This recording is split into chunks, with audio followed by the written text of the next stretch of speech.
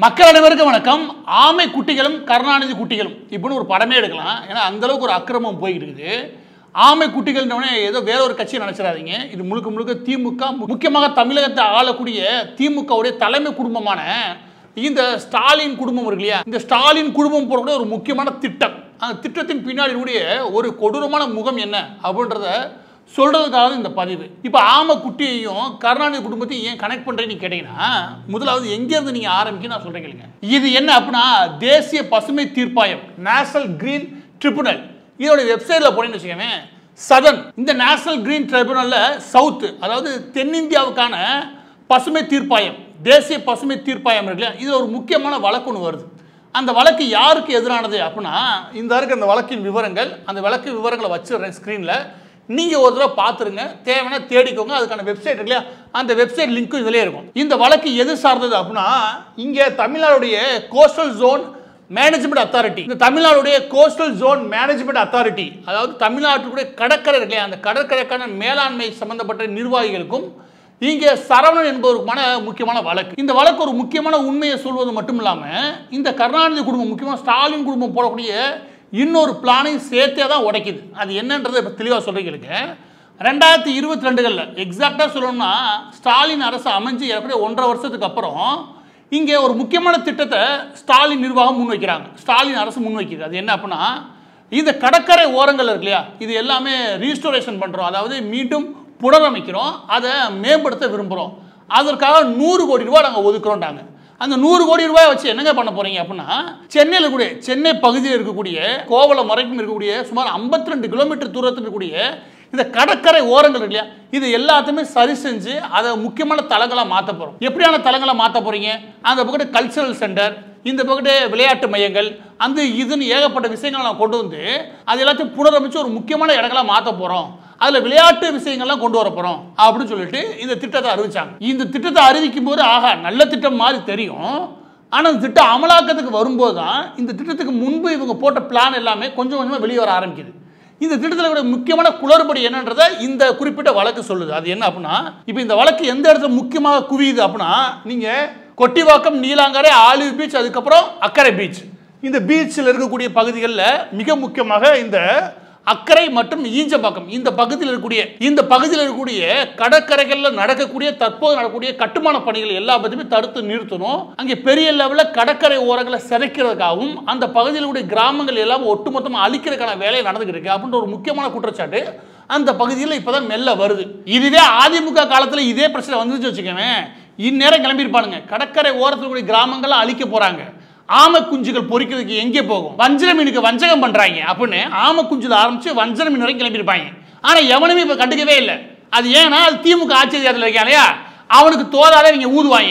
யார் இந்த பூ உலகத்துக்கு நான் நண்பேன், கீழ் உலகத்துக்கு சேர்த்து நண்பன் நிறைய தீரானுங்க, அவங்க எல்லாருமே வாயை புதிட்டு கம்முன்னு இருக்கானுங்க. இப்போ இந்த விஷயத்தை நாம உடைப்போம். அது என்ன கேளுங்க, அது என்ன அப்படின்னா, இந்த இடத்துல தான் அந்த வளர்ச்சி திட்டங்கள், இந்த குறிப்பிட்ட பணி நடக்குது. இதுக்கான ஜிஓவை காமிச்சிடுறேன். இந்த இருக்கு ஜிஓ, அதை அப்படியே ஸ்கிரீன்ல வைக்கிறேன். 100 கோடிக்கான திட்டம். இந்த ஜிஓவை நீங்க தெளிவா படிச்சுன்னு வச்சுக்கோங்க, ஒரு உண்மை விளங்கும். அது என்ன அப்படின்னா, கோவளம் வரைக்கும் இருக்கக்கூடிய எல்லா ஈசிஆர் ரோட்ல இருக்கக்கூடிய எல்லா பீச்சையுமே டெவலப் பண்ண போறாங்க போல அப்படின்னு உங்களுக்கு தோணும். ஏற்கனவே 10க்கும் மேற்பட்ட பீச் அங்கே இருக்குது. அந்த பீச்சை ஃபுல்லா ஒன்றிணைச்சு பெரிய அளவில் திட்டத்தை அமலாக்கத்துக்கு கொண்டு வர போறாங்க அப்படின்னு உங்களுக்கு தோணும். அதுதான் கிடையாது. அதோட ஒரு பகுதியை தான் உள்ள கொண்டு வராங்க. அதுக்காக தான் 100 கோடி ரூபாய் செலவிட தமிழக அரசு திட்டமிடுது. இதை தெளிவாக சொல்லணும்னா, அந்த ஈஞ்சம்பாக்கம் அக்கறை இருக்கு இல்லையா, அந்த பகுதியில் மட்டும் சுமார் 40லிருந்து 50 கோடி ரூபாய் செலவு பண்ணி அந்த பகுதிகளை வேலையை தீவிரப்படுத்திருக்கு இந்த திமுக அரசாங்கம். என்ன ஆச்சரியமான விஷயம்னா, அதுக்கு முன்னாடி நீலாங்கரை அந்த பகுதியில் விட்டுட்டான்னு வச்சுக்கோங்க, இந்த பகுதியில் ரொம்ப தீவிரமாக இவங்க வேலையை செய்யும் போது நமக்கு இயற்கையாக என்ன சந்தேகம் வருது அப்படின்னா, எதனால திமுக அரசாங்கம் இவ்வளோ தீவிரமாக இருக்கு? நாங்கள் என்ன யோசிச்சோம்னா, 100 கோடி ரூபாய் செலவு பண்ணலாம்னு வச்சுக்கோங்க, எப்படி ஒரு 30 கோடி 40 கோடி இவங்க திருடுவாங்க, அந்த அளவில் மட்டும் நாங்கள் பார்த்துட்டு இருந்தோம். ஆனால் இவங்க போட்ட பிளான் வேற. என்னன்னு கேளுங்க, என்னன்னா 2000லேருந்து 3000 கோடி சம்பாதிக்கிற திட்டத்தை போட்டானுங்க. அதாவது 100 கோடி ரூபாய் மக்கள் வரி பணத்தை எடுத்து செலவு பண்ணி இவங்க 3000 கோடி 4000 கோடி லாபம் பார்க்கறது எப்படி ஒரு திட்டத்தை வச்சிருக்காங்க. அது என்னன்னு உங்களுக்கு கடைசியில் புரியும். அதுக்கு முன்னாடி இது புரிஞ்சிருச்சுல, இந்த ஒட்டுமொத்தமாக கோவளம் வரைக்கும் டெவலப் பண்ணுறதுக்காக கிடையாது, அந்த ஈஞ்சம்பாக்கம் பகுதி இருக்குல்ல, ஈஞ்சம்பாக்கம் அக்கறைன்ற ஒரு குறிப்பிட்ட பகுதி, இவங்க 50 கோடி ரூபாய்க்கு செலவு பண்ணி வேகமாக பணிகளை மேற்கொள்றாங்க. அந்த பகுதியில் ஏகப்பட்ட மிஷின் நிற்குது, எல்லாமே கடற்கரையில் உட்காந்து பள்ளமாக தோண்டி இருக்கு. அந்த பகுதி பீச்சுக்கு போகிறவங்களுடைய எண்ணிக்கை குறைவாக இருக்கும். எனவே நிறைய பேருக்கு இது தெரியாது. அந்த பகுதி ஏகப்பட்ட மிஷின்லாம் நின்று வேலை பார்த்துக்கிட்டு இருக்குன்னு நானே நேரடியாக போயிருக்கேன். அங்கே ஏகப்பட்ட மிஷினை வச்சு தோண்டிக்கிட்டு இருக்கானுங்க, வேலையை தீவிரப்படுத்திட்டு இருக்கானுங்க. இப்போ அந்த சாப்டர் அப்படியே வைங்க, அப்படியே வச்சுட்டு இங்கே இருக்கக்கூடிய முக்கியமாக இந்த மீனவ கிராமங்கள் இருக்காங்களே, இந்த மீனவ கிராமங்கள் இருக்கக்கூடிய பெரும்பாலான இடங்கள்ல திமுக பெரிய அளவில் ஆதிக்கம் செலுத்துது, தன்னுடைய வாக்கு வங்கியா வச்சுக்கோங்க.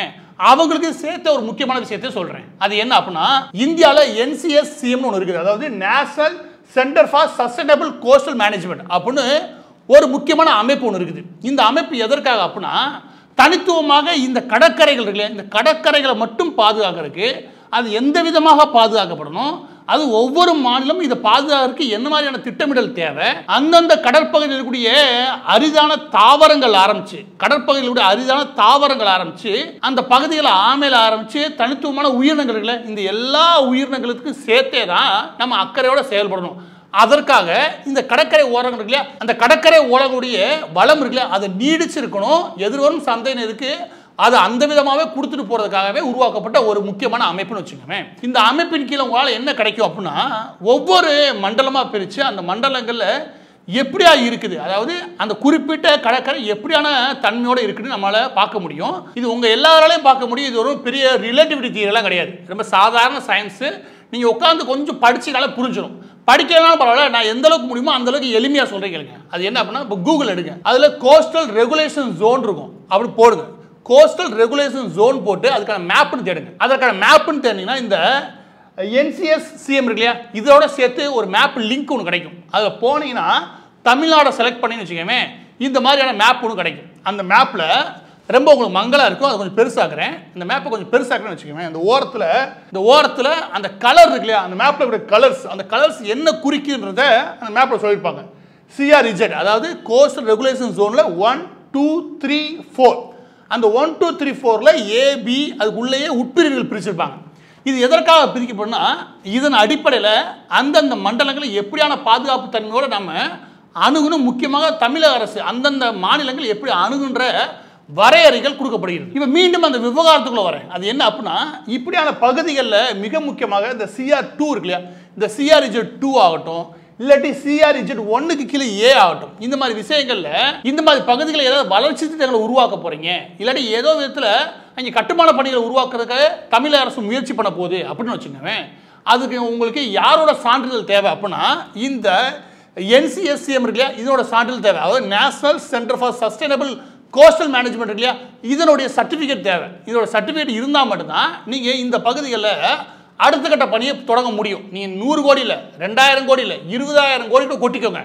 ஆனால் அந்த இடத்துல அந்த பணியை செய்யலாமா அப்படின்ற அனுமதியை நீங்கள் அந்த national centre for sustainable coastal management இல்லையா, அந்த டிபார்ட்மெண்ட் இருந்து வாங்கி ஆகணும். ஆனால் அது எந்த விதத்துலையும் வாங்காமல் வேகமாக இங்கே இருக்க பொக்லைன் இயந்திரத்தை கொண்டு அங்கே இறக்கி அங்கே அல்ல அரசாங்கம் தோண்ட அரசாங்கம் ஏகப்பட்ட வேலை நடந்துக்கிட்டு இருக்கு. ஒட்டுமொத்த கடற்கரை செதைச்சிக்கிட்டு இருக்கான்னு வச்சுக்கோங்க. இதில் எதிரையும் அனுமதி வாங்காமல் இவ்வளோ வேகம் காட்ட வேண்டிய அவசியம் இருக்குது. இதற்கப்புறம் இந்த பகுதியில் நீங்கள் குப்பை கொட்டுறதுலாம் பெரிய லெவலில் தடை இருக்குது. இன்னொன்று ரொம்ப முக்கியம்னா, இந்த பகுதியில் நீங்கள் வேலையை ஆரம்பிக்கணும்னு வச்சுக்கோங்க, அது கடற்கரையை நோக்கி வேலையை தொடங்கவே முடியாது. கடற்கரையை நோக்கி எந்த வேலையும் தொடங்கவே முடியாது, ஏன்னா சட்டமே அப்படிதான் இருக்குது. அங்கே என்னோட இயந்திரங்கள் எல்லாம் அது இஷ்டத்துக்கு அள்ளி தள்ளுது. இப்போதைக்கு அவங்க என்ன தேவைன்னா, அந்த பகுதியில் ஒரு வேலை நடந்து ஒரு சின்னதாக ஒரு ரோடு மட்டும் போட்டு விட்டா போதும் அப்படின்ற அளவில் மட்டும்தான் இந்த திமுக அரசாங்கம் முயற்சி பண்ணணும்னு எங்களால் உணர முடியுது. அது எதனால இவ்வளோ ஆர்வம் காட்டுறாங்க, இப்போ என்ன பிரச்சனை தெரிஞ்சிருச்சு, அந்த ஒட்டுமொத்த கடற்கரை எந்த அளவுக்கு எடுத்துக்கிட்டு இருக்கான்ற விஷயம் உங்களுக்கு புரிஞ்சுக்கணும்னு நம்புறேன்.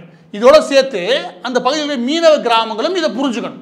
இப்போ இது எதுக்கு இவ்வளோ அவசரமாக ஒரு அனுமதியை வாங்காமல் வேகமாக போய் நிற்கிறாங்க? இதில் அனுமதி வாங்கணும்னு சொல்லி நேஷனல் கிரீன் ட்ரைபுனல் இருக்கு இல்லையா, தேசிய பசுமை தீர்ப்பாயம், அதில் வழக்கு போனால் அதை எதிர்த்து யார் போகிறா?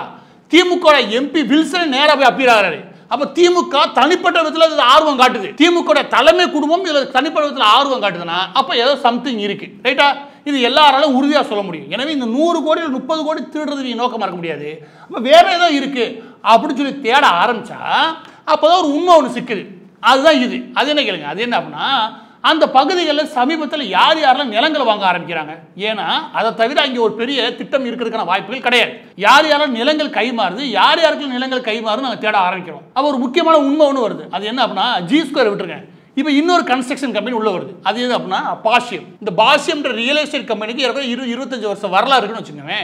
ஆனால் என்ன பண்ணுறாங்க அப்படின்னா, திமுக அரசாங்கம் வந்ததுமே இவங்க ஒரு புது நிறுவனத்தை உருவாக்குறாங்க. அது பாஷ்யம் ECR லேண்ட் பிரைவேட் லிமிடெட், தனியாக ஒரு நிறுவனத்தை உருவாக்குறாங்க. அதில் முக்கியமான பங்குதாரே இந்த பாஷ்யம் தான்.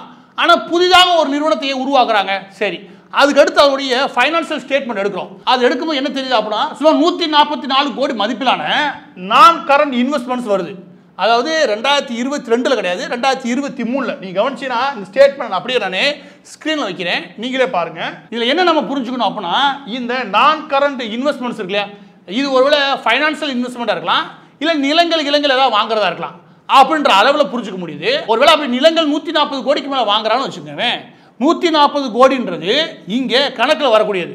எப்பவுமே நிலங்கள் பத்திர ஆஃபீஸில் என்ன பதிகிறாங்களோ அதை விட 4 மடங்கு விலை அதிகமாக இருக்குன்னு வச்சுக்கோங்க. ஏறக்குறைய இந்த பகுதிகளில் எங்களுக்கு தெரிஞ்சு இது வரைக்கும் நடந்தக்கூடிய, இது 2023 24 வரை வருதுன்னு வச்சுக்கோங்க, ஏறக்குறைய 1000 கோடிக்கு மேலே நிலங்கள் கை மாறி இருக்கு. யாருக்கு? இந்த பாசியம் போன்ற ரியல் எஸ்டேட் நிறுவனங்களுக்கு கை மாறுது. வேகமாக நிலங்கள் விற்கப்படுகிறது. எங்கே? இந்த ஈஞ்சம்பாக்கம் டு அக்கறை இருக்கு பாருங்க, அதே பகுதிகளில். எந்த பகுதியில் திமுக அரசாங்கம் வேகமாக இந்த வேலையை பார்த்துக்கிட்டு இருக்கோ அதே பகுதியில் இன்னொரு வேலையும் நடக்குது. எது? இந்த நிலங்கள் கைமாறுற வேலையும் நடக்குது. அப்போ பாசியம் ரியல் எஸ்டேட் நிறுவனம் மட்டும் இதை பண்ணுங்கன்னா கிடையவே. எதெல்லாம் தலைமை குடும்பத்துக்கு, அதாவது உதயநிதிக்கோ ஸ்டாலினுக்கோ நெருக்கமாக இருக்காங்க, அவங்க எல்லாரும் அந்த பக்கத்தை தங்களுடைய முதலீடுகளை கொண்டு வராங்க. இதுதான் இன்னும் கொஞ்சம் உறுத்தலா இருக்குது. எடுத்துக்காட்டுக்கு அந்த பகுதியில் ஒரு ஜிம் ஒன்று உருவாக்குறாரு. யாரு? ஜிம்மை உருவாக்கி அதன் மூலமா வருமானம் வர வேண்டிய அவசியம் இங்கே அண்ணா நகர் எம்எல்ஏ மகனுக்கோ அவரோட சார்ந்தவர்களுக்கோ இல்லவே இல்லை. ஆனால் அந்த பகுதியில் அவர் ஒரு ஆர்வம் காட்டியிருக்காரு. இதுக்கான இன்வெஸ்டிகேஷனை முடிச்சுட்டு வச்சுக்கோங்க. அதுக்கப்புறம் பார்த்தா நயன்தாரா வரைக்கும் அந்த பகுதியில் ஏகப்பட்டவர் இடம் வாங்கி போட்டுருக்காங்க. வேகமாக இடங்கள் நகர ஆரம்பிக்குது. இந்த இடங்களுடைய நகர்வு எல்லாமே பார்க்கும்போது மேலே டாப் லேயரில் முக்கியமாக திமுக தலைமை குடும்பத்துக்கு நெருக்கமாக இருப்பாங்களே, இவங்க எல்லா பேருக்குமான விஷயங்கள் ஏதோ விஷயம் பிடிபடுது, இல்லை ஏதோ விஷயம் தெரியுது. அதை வச்சுதான் வேகமாக அந்த பகுதி தங்களுடைய முதலீடுகள் பண்ண ஆரம்பிக்கிறாங்க. இப்போ இதுவரைக்கும் கொடுக்கப்பட்ட தகவல் உங்களுக்கு எனக்குரிய விஷயம் புரிஞ்சிருக்குன்னு நம்புறேன். அது என்ன அப்படின்னா, மக்களுடைய பணத்தை எடுத்து ஒரு 100 கோடி ரூபாய் செலவு பண்ணி அந்த ஒரு 60 கோடி ரூபாய் மொத்தமாக அந்த இடத்துல மட்டும் செலவு பண்ண வச்சுக்குவேன், சந்தேகம் வரும். எனவே நான் 800 துறைமுகத்தில் கோவளம் வரைக்கும் இருக்கக்கூடிய எல்லா பிசினஸையும் டெவலப் பண்ண பிறகு ஒரு கதையை அளந்து விட்டுட்டு அந்த பகுதியில் மட்டும் கவனம் செலுத்துறானுங்க. எது இப்போதைக்கு எது வளர்ச்சி பெறக்கூடிய பகுதிகளோ, இந்த ஈஞ்சம்பாக்கத்துல அக்கறை இருக்கு இல்லையா, அந்த பகுதியில் மட்டும் இவங்க வளர்ச்சி திட்டம்ன்ற பேரில், அதாவது புதுவிதமான வளர்ச்சி திட்டம்ன்ற பேரில் நான் அந்த போட்டு ஸ்போர்ட்ஸ் ஆக்டிவிட்டி, அதுக்கப்புறம் கடற்கரை சம்பந்தப்பட்ட விளையாட்டுகள், அந்த போட்டு அது இதுன்னு ஏகப்பட்ட கதையை கட்டி ஒரு போட்டு கருப்பு பணத்தை ஒயிட்டா மாத்திரத்துல நிலங்கள் தேவை. நிலங்கள் 100 கோடிக்கு வாங்கினா 400 கோடி ரூபாய் எப்படியா கருப்பு பணத்தை ஒயிட்டா மாற்றிட முடியும் இந்த தலைமை குடும்பத்தினால. இன்னொரு பக்கத்து வாங்கி போட்ட நிலத்தை எவ்வளோ விற்கலாம்? 8 மடங்கு 9 மடங்கு இல்லை, சுமார் 20 மடங்கு 30 மடங்கு அதிகம் விற்கலாம் இன்னொரு 3 வருஷத்துல. அந்த திட்டத்தோட தான் அந்த போட்டு வளர்ச்சி திட்டம்ன்ற பேர்ல இந்த வேலையில பார்த்துட்டு இருக்கானுங்க. இவ்வளோ வேகமாக எந்த அனுமதியும் வாங்காம. ஆனால் கொடுமை என்ன தெரியுமா, அந்த பகுதியில் இந்த கோஸ்டல் ரெகுலேஷன் ஜோன் இருக்கு இல்லையா, இது காட்டக்கூடிய எந்த விதிமுறைகளும் அவங்க பின்பற்றவும் இல்லை. அதில் இருக்கக்கூடிய அரியவகை தாவரங்கள் ஆரம்பிச்சு அங்கே வரக்கூடிய ஆமை குஞ்சுகள் வரைக்கும் எதை பற்றி நீங்கள் கவலைப்படவும் இல்லை. எல்லாத்தையும் அழிச்சாலும் பரவாயில்ல, நம்ம போடுற முதலீடு இருக்கு பாருங்க, அந்த முதலீடு 20 மடங்கு 30 மடங்கு லாபம் தரணும். அதோட சேர்த்து கருப்பு பணத்தை ஒயிட்டா மாற்றணும். இதானே? சிலருக்கு இந்த ஆதாரம் மட்டும் பத்தாது. அப்ப இந்த ஆதாரம் மட்டும் பத்தாதுன்னு வச்சுக்கோங்க, மேற்கொண்ட ஆதாரங்கள் இன்னும் கொஞ்ச நாள் வெளியிடுறேன்.